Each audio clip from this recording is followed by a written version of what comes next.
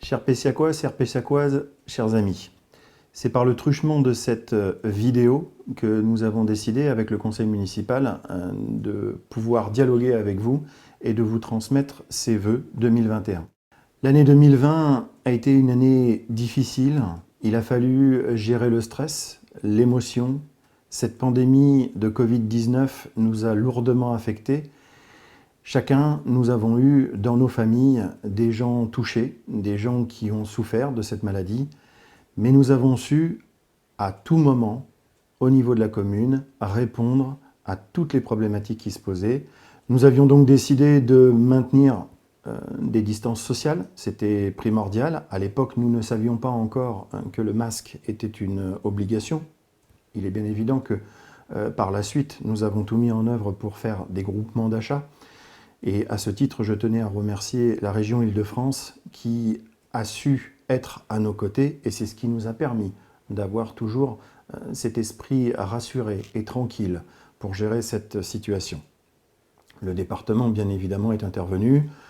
Il a fait aussi des achats de masques et par la suite, nous avons réussi à distribuer à l'ensemble de la population pour que nous puissions nous adapter dès lors que nous avions des directives de l'État qui parfois étaient données la veille pour le lendemain.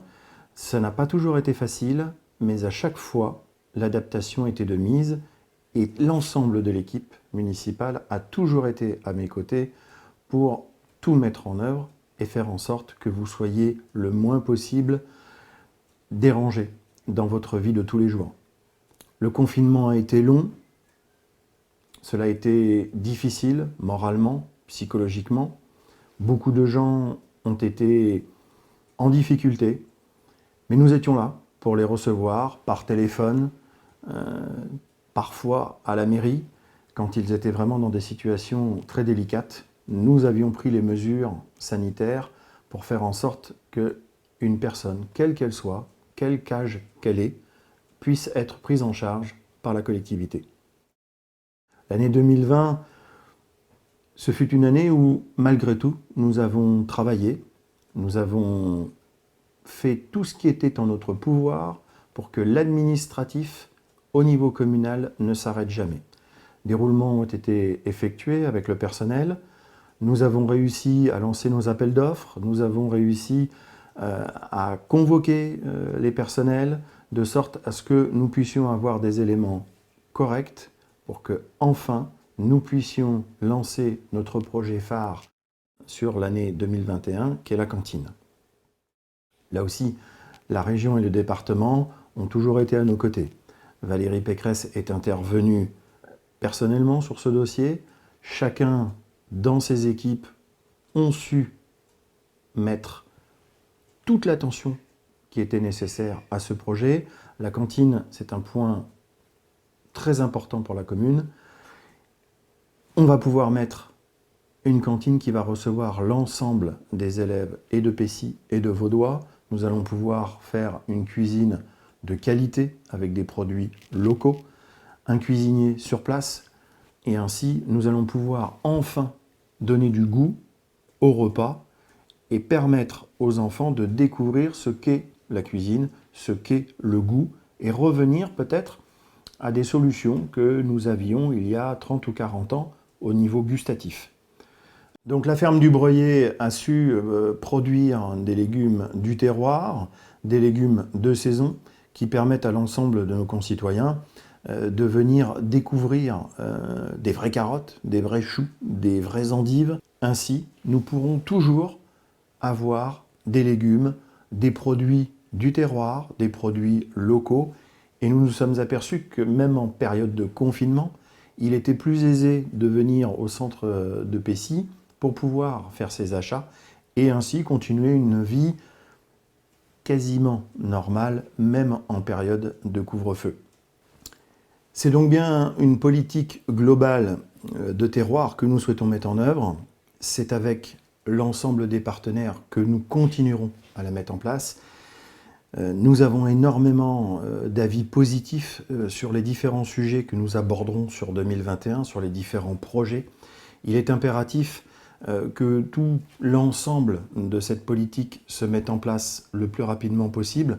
Nous nous apercevons avec le temps et avec ce que nous vivons qu'il est possible qu'une commune, dans des milieux ruraux tels que les nôtres, puisse être et avoir une forme d'indépendance. Nous avons des fermes au pourtour de la commune de Pécy qui permettent justement cette forme d'indépendance. Il faut revenir à cela. Ce n'est pas la solution générale et globale que l'on pourrait adapter au niveau du pays. Nul n'est suffisamment crédule pour pouvoir y penser.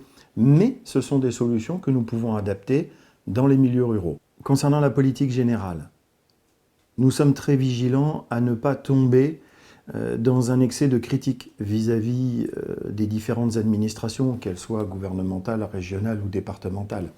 À vrai dire, nous sommes persuadés que nous pouvons travailler ensemble pour réaliser des projets communs.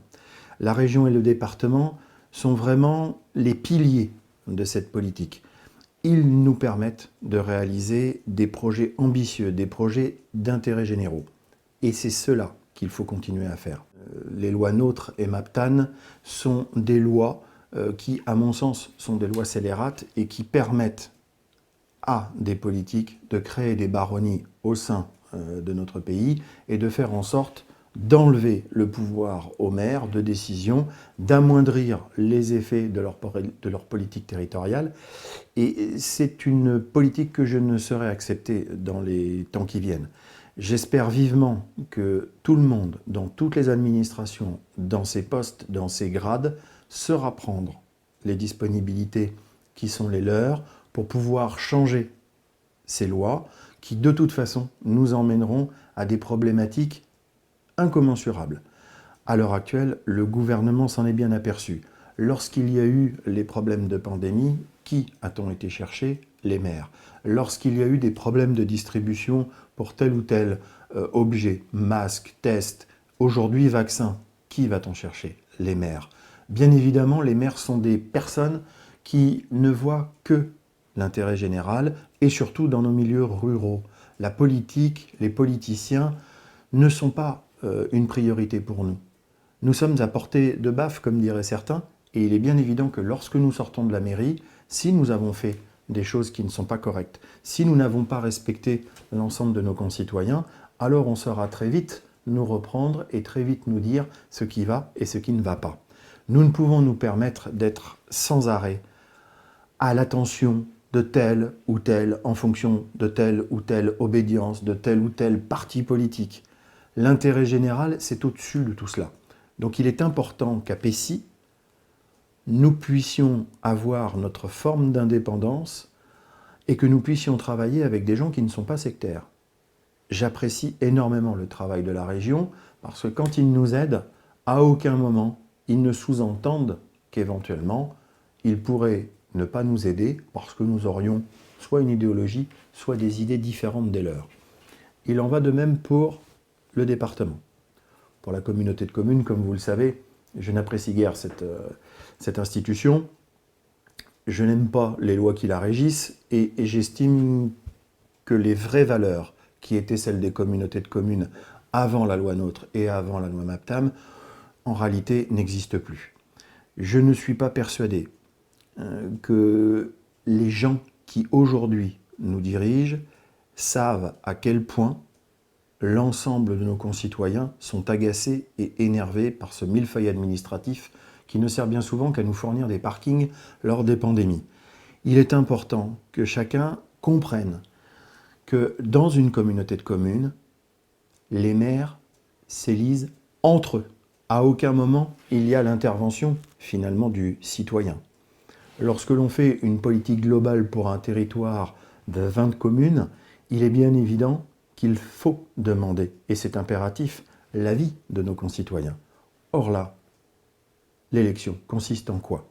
À réunir quelques maires autour d'une table, à se mettre d'accord en fonction de telle ou telle subvention, de telle ou telle obédience, de tel ou tel parti politique, et ensuite, on élit un président ou en l'occurrence pour ce qui nous concerne une présidente, sans que les concitoyens le décident réellement, puisqu'ils ne vont pas voter. L'entre-soi ne peut pas être une solution d'avenir. Et Pécy en est particulièrement conscient. Il ne suffit pas d'appliquer la loi et rester dans notre coin, seul, sans protester, sans expliquer que ce qui est décidé à l'échelle intercommunale n'est pas forcément une bonne chose, n'est pas forcément l'intérêt général. Il ne s'agit pas de critiquer telle ou telle personne. Là n'est pas le sujet. Ce qui compte, c'est de savoir où l'on veut aller et comment nous voulons y aller. Aujourd'hui, je ne suis pas d'accord avec la politique qui est menée au niveau de l'intercommunalité. C'est pour ça que j'ai voté certains textes. C'est pour ça que j'ai voté contre certains budgets, parce que j'estimais qu'ils n'étaient pas adéquats avec l'intérêt général. Là aussi, plusieurs questions, pas de réponse, mais peut-être qu'à l'avenir, et je ne désespère pas, nous aurons l'ensemble des personnalités concernées qui pourront peut-être mieux réfléchir et nous proposer des solutions pour sortir de cette impasse où Pécy ne se sent pas correctement représenté dans de bonnes conditions, non pas au niveau des personnes, mais au niveau des idées. C'est très important pour nous, Pécy ne lâchera pas, quoi qu'il arrive. L'ensemble du conseil municipal est derrière moi, et il sera toujours là, non pas pour critiquer impérativement, mais pour surtout proposer. C'est pour ces raisons-là que je me suis mis en retrait de certains conseils communautaires, que je n'ai pas été siégé. Vous savez ce que je pense de la communauté de communes, et vous le saurez encore mieux en lisant le com@Pécy que vous allez recevoir très bientôt. Concernant Pécy en tant que tel, dans son intérieur géographique, nous continuons l'ensemble des travaux qui concernent la voirie, l'environnement, les bâtiments. Tout est organisé. Vous savez qu'à chaque fois que nous vous avons présenté des programmes, à chaque fois, nous nous sommes tenus à imaginer Pécy dans 15, 20 ou 30 ans. Nous ne pouvons accepter qu'une politique se fasse au jour le jour ou à la semaine. Ce serait dramatique parce qu'à chaque fois qu'il y a un projet, il est nécessaire d'aller demander des subventions. Et ces subventions-là, elles se demandent à énormément d'administrations. C'est pour cette raison que tout le programme que nous avons fait, il est sur 30 ans. Les routes, elles ont été programmées sur 30 ans. L'environnement, il l'a été sur 30 ans. Certains me diront impossible. Comment se fait-il? Eh bien oui, je vous l'affirme, je vous le confirme, nous avons bien travaillé sur 30 ans parce qu'un budget se prépare suffisamment en amont et une collectivité, quelle qu'elle soit, de petite, moyenne ou grande taille, doit s'imaginer justement à travers la politique la plus noble qui soit, c'est-à-dire l'intérêt général qui consiste à essayer, dans tous les cas, de faire en sorte que votre vie soit meilleure que la veille. D'où l'importance de la région et de Valérie Pécresse et de l'ensemble de son équipe. L'importance du département. Le président Septier a su à de nombreuses reprises nous écouter et son équipe a su nous envoyer les subventions nécessaires. En réalité, dès lors que nous travaillons sur l'intérêt général, l'amélioration de vos cadres de vie, alors nous avons un consensus qui s'établit, quelles que soient les origines des personnes qui en réalité vont vous donner les subventions. Quelles que soient les difficultés, nous sommes à votre service. Le politique, il est là pour ça. Il est là pour servir des gens. Il est là pour réaliser le travail que vous ne pouvez pas faire tous les jours parce que vous allez justement travailler, parce que vous avez d'autres préoccupations, nourrir vos familles, organiser votre vie. Et nous sommes là pour faire ce que vous pourriez tout à fait faire. Or, l'organisation globale, vous nous l'avez confiée et nous allons tout mettre en œuvre sur les 6 prochaines années pour avancer. Aujourd'hui, nous avons décidé, par exemple, pour l'environnement, de faire en sorte que Pécy soit producteur de miel. Vous me direz, c'est une petite chose que de produire du miel. Pas si simple que ça. Nous aurons un apiculteur qui, Rémi Knobloch, sera à nos côtés pour nous former, pour s'occuper des ruches que nous allons acheter. Donc ruches dans leur globalité, avec l'essaim. Et notre but est de pouvoir faire profiter à l'ensemble de nos concitoyens de cette qualité de vivre dans Pécy, avec tout un tas de produits, notamment le miel.